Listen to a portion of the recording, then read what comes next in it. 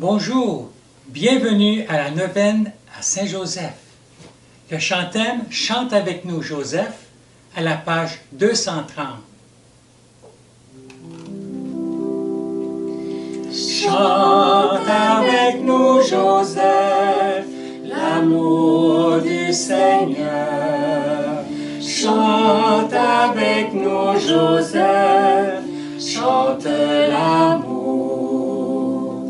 Tu étais là à Nazareth, gagnant le pain, taillant le bois. Tu partageais dans la sagesse l'amour de Dieu et de sa loi.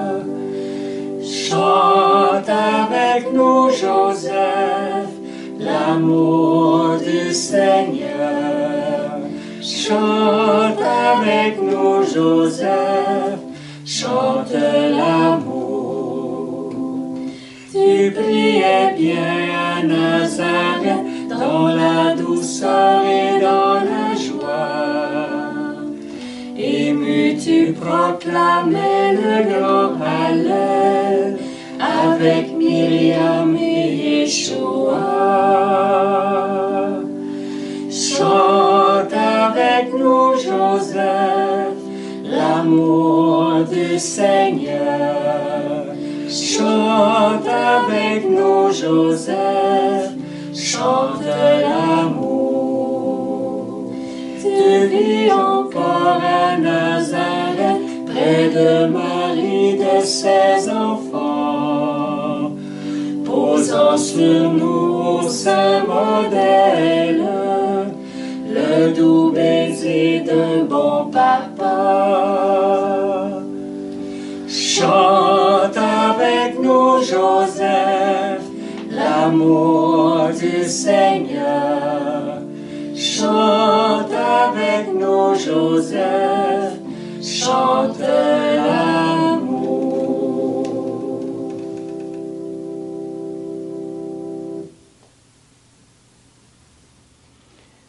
Chante avec nous Joseph, l'amour du Seigneur. Quel bonheur de commencer ensemble aujourd'hui la neuvaine à Saint-Joseph. C'est l'année de Saint-Joseph. Et partout dans le monde où il y a une église, il va y avoir de la prière à Saint-Joseph. Partout, parce que Saint-Joseph est aimé de tout le monde. Et pourquoi il est aimé? On va le voir au cours des prochains jours, au cours de notre neuvaine, parce que j'ai pensé cette année prendre le message lumière pour approfondir un peu ce beau visage de Saint-Joseph. Beau en son cœur, bon en ses gestes, celui qui veille sans cesse sur nous, comme il a veillé sur son Fils Jésus et sur la Vierge Marie. Et je vais prendre le document, la lettre apostolique que notre pape François a écrit et qu'il nous a donné. Si ma mémoire est bonne, c'est le 8, oui, c'est bien ça. Il l'a donné le 8 décembre de l'année passée, en la fête de l'Immaculée. Il a écrit cette lettre qui s'appelle « Avec un cœur de père ». Et tu te souviens comment pendant notre temps d'entrée en carême, comment le visage du Père a été important. Alors, on va continuer d'approfondir en quelque sorte, sans directement en parler, le visage du Père qui se manifeste à travers Saint-Joseph. Tu t'imagines comment Dieu a créé Saint-Joseph pour qu'il soit le plus proche possible de son cœur de Père, pour le donner en papa à son beau Jésus. Alors, nous avons le chant, je vais vous partager la première partie de cette lettre, et ensuite on ira du côté de la chapelle pour prier ensemble Saint-Joseph. Saint-Joseph, les 4 évangélistes en parlent. On est porté à dire qu'on sait très peu de lui. On sait beaucoup finalement de lui, mais on n'a pas de parole spécifique de Saint Joseph. Mais tu sais, en hébreu, dire et agir, c'est la même chose. Et Saint Joseph a été un homme d'action aussi, mais dans un silence très profond. Alors peut-être déjà là qu'il y a une piste de conversion, une piste de grâce pour ce temps de neuvaine. Et qu'est-ce qu'on sait de lui exactement par l'Évangile?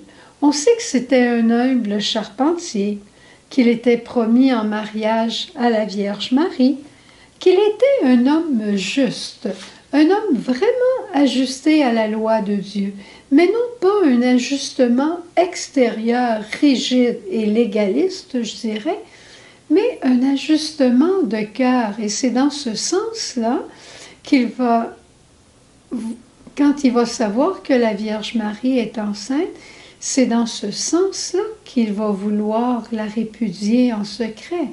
Il ne se sentira pas digne de la Vierge Marie à ce moment-là. Et il connaît aussi la loi. Mais ce n'est pas une rigidité chez Saint Joseph, mais un amour encore plus grand. Et il est toujours prêt à accomplir la volonté de Dieu. Et un des grands signes de son accomplissement, c'est sa disponibilité de jour et de nuit, je dirais. Joseph a eu 4 songes. 4 songes, c'est pas rien, et on les ramène, on les rapporte dans l'Évangile, et chaque fois, le Seigneur l'interpellait, lui demandait de poser un geste, et aussitôt dit, aussitôt fait, Joseph posait le geste qui lui était demandé. C'est dans ce sens-là aussi qu'il est patron des cheminements spirituels, je dirais. Parce qu'on ne chemine pas toujours dans le grand soleil puis dans la grande lumière. On chemine souvent de nuit. Et Joseph est là pour nous accompagner. Il sait ce que ça veut dire écouter le Seigneur même de nuit et réagir à ses demandes.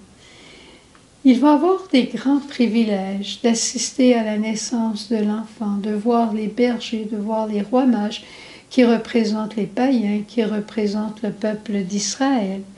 Il va avoir le courage d'assumer la paternité légale de Jésus. C'est lui qui va donner le nom à Jésus. Et dans les peuples antiques, quand on donne le nom à quelqu'un, on obtient l'appartenance. Et il va savoir ce que ça veut dire aussi que d'être un étranger, que d'aller dans un autre pays. Il va aussi être là à la présentation de Jésus au temple et il va connaître à ce moment-là tout ce que Jésus va apporter, comment il va être le sauveur et comment Marie aura à souffrir. Qu'est-ce qu'il a compris? Son cœur a compris la douleur des 2 personnes qu'il aimait le plus finalement. Et après, il va vivre humblement, je dirais presque en cachette, à Nazareth. Joseph, il a toujours occupé une grande place dans le magistère de l'Église. Et les papes, et en fait tout le monde aime Joseph, à cause de sa simplicité, à cause de sa rapidité d'exécution aussi quand on intercède auprès de lui, surtout Thérèse d'Avila. Et le pape Pie IX a déclaré Saint Joseph le patron de l'Église catholique. Le vénérable Pie XII l'a présenté comme le patron des travailleurs. Saint Jean-Paul II a reconnu en lui le gardien du Rédempteur. Et le peuple l'invoque comme le patron de la bonne mort, le patron des travailleurs. On en parlera tout à l'heure. Mais qu'est-ce qui fait que Saint Joseph, on l'aime tellement aussi? C'est parce qu'il est comme une personne ordinaire, un homme cheminant dans la foi avec son épouse Marie.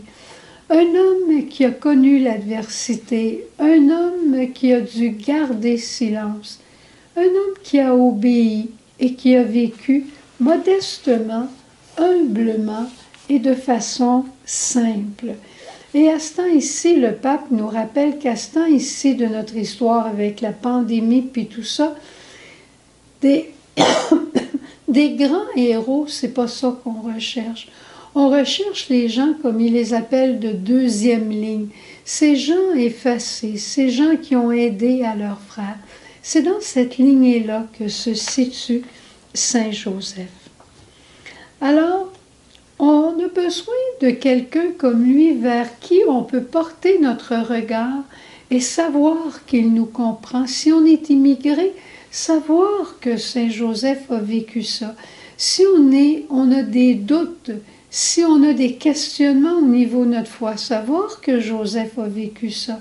Si on est en recherche de travail pour gagner notre vie, Saint Joseph a connu ça. Tu peux t'imaginer quand il était en Égypte. Puis, en fait, tout ce que l'on vit, Saint Joseph a vécu aussi comme nous. Alors, si tu veux, on va s'en aller à la chapelle et je te supplie, viens avec moi, viens avec nous de la famille, parce qu'une neuvaine, ce n'est pas seulement d'avoir un petit enseignement, mais une neuvaine, c'est prendre du temps pour prier aussi ensemble. Et le frère André disait à un moment donné de Saint Joseph, « Ayez confiance en lui, il va vous obtenir ce dont vous avez besoin, ce que vous lui demandez. » Mais il dit, c'est drôle, les gens demandent beaucoup de choses, mais c'est très rare qu'ils demandent l'humilité. Alors, si tu n'en as pas besoin, demande-le pour moi. On en a tous besoin de l'humilité et peut-être d'une autre intention bien particulière.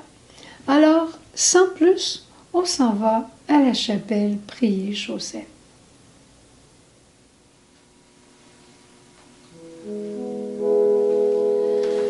Noble époux de Marie, digne objet de nos chants, notre cœur t'en supplie, veille sur tes enfants.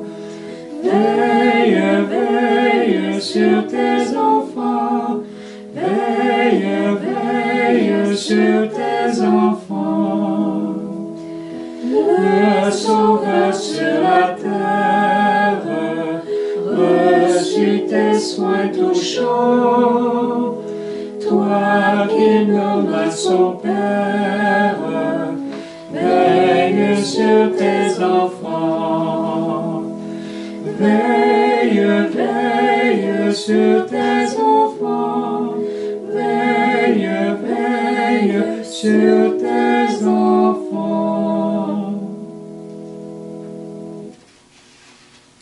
Et Saint Joseph, parce que tu veilles sur nous, que ton regard est tourné vers nous, où que nous soyons, nous venons te présenter tous les malades, tous les mourants, toutes les vierges, toutes les familles, tous les travailleurs et ceux qui sont en recherche de travail.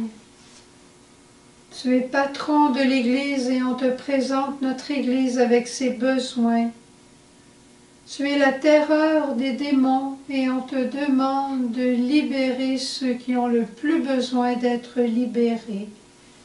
Tu es le patron de la vie intérieure et fais-nous cheminer vers notre Dieu dans la foi que tu as vécue avec la Vierge Marie. Et comme disait le frère André,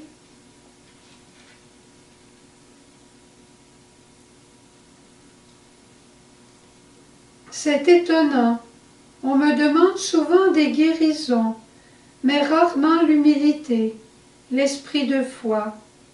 C'est pourtant si important. Alors on rajoute l'humilité et l'esprit de foi. Et comme grande intention, je dirais mondiale, on te demande de la maîtrise de cette pandémie, l'arrêt de cette pandémie. Et on te prie aussi pour tous ceux qui ont souffert beaucoup pendant la pandémie. Sois leur consolation. Joseph, en compagnie de Jésus et Marie, tu as connu la faim, l'insécurité et la maladie. Ton cœur s'est tourné vers Dieu pour lui présenter tes besoins et ceux de ta famille. Dans la foi, tu as reconnu la réponse du Père dans le déroulement des événements. Assiste-nous aujourd'hui dans la présentation de toutes nos intentions et nos intentions personnelles. Joseph, aide-nous à reconnaître la volonté de Dieu, afin que s'ouvrent nos mains pour l'accueillir. Dans sa prévenance, Dieu Père comble sa création, de sa vie et de son amour. Ouvre nos yeux aux merveilles qu'il accomplit sans cesse. Aide-nous à trouver le sens véritable de notre demande, afin que nous découvrions que nous sommes les enfants bien-aimés de Dieu. Et ensemble, nous voulons prier le Souvenez-vous. Souvenez-vous, ô très chaste époux de Marie, mon aimable protecteur, Saint Joseph, que l'on n'a jamais entendu dire que quelqu'un ait sollicité votre protection et imploré votre secours sans avoir été consolé. Je viens avec confiance me présenter devant vous et me recommander à vous avec ferveur. Ne rejetez pas mes prières, Père nourricier du Rédempteur, mais écoutez-les avec bonté et daignez les exaucer. Amen.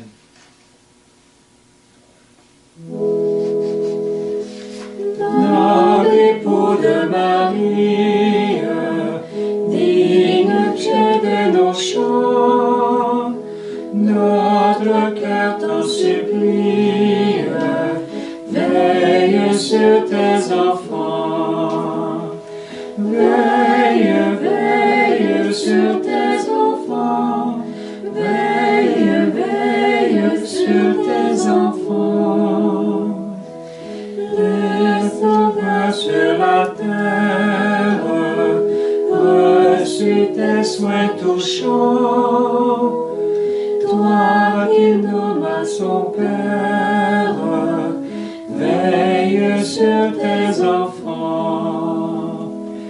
Veille, veille sur tes enfants.